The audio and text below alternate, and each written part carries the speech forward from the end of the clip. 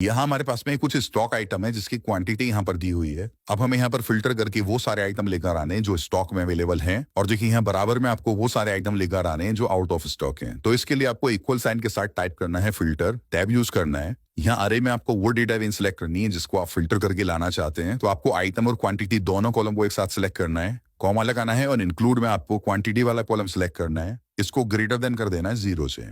इसके बाद bracket close करके जैसे ही आप एंटर हिट करेंगे तो वो सभी आइटम यहाँ पर फिल्टर होकर आ जाएंगे जो हमारे पास आइटम अवेलेबल हैं। अब जो आइटम अवेलेबल नहीं है उसके लिए यहाँ पर आपको फॉर्मूला लगाना है, इक्वल साइन के साथ आप टाइप करेंगे फिल्टर, टैब यूज करेंगे। इस बार देखिए आपको अरे में दोनों कॉलम सेलेक्ट नहीं करने हैं, सिर्फ एक कॉलम सेलेक्ट करना है जिसको आप यहाँ पर देखना चाहते हैं। कॉमा लगाएंगे, इंक्लूड में आपको क्वांटिटी वाला कॉलम सेलेक्ट करना है और इसको इक्वल करना है 0 से। इसके बाद ब्रैकेट क्लोज करके एंटर हिट करना है। आप देख सकते हैं वो सारे आइटम जो स्टॉक में हैं वो आपको यहाँ इस कॉलम में दिखाई देंगे, और वो आइटम जो स्टॉक में नहीं है वो आपको इस कॉलम में दिखाई देंगे। अब देखिए यहाँ पर चॉकलेट शेक जो है वो आउट ऑफ स्टॉक है। अगर हम उसको स्टॉक में दिखाना चाहते हैं, यहाँ पर जैसे हम क्वांटिटी 50 टाइप करेंगे और एंटर प्रेस करेंगे, आप देख सकते हैं वो आउट ऑफ स्टॉक से हटकर यहाँ पर इन स्टॉक में आ गया है। सिमिलरली आप किसी और प्रोडक्ट के आगे भी अगर 0 की जगह कोई भी वैल्यू डालेंगे तो वो आउट ऑफ स्टॉक से खत्म हो जाएगा और यहाँ पर आपको स्टॉक में दिखाई देगा। तो दोस्तों वीडियो अच्छी लगी हो तो लाइक करें, शेयर करें, इस तरह की डेली टिप्स एंड ट्रिक्स के लिए हमें फॉलो करें।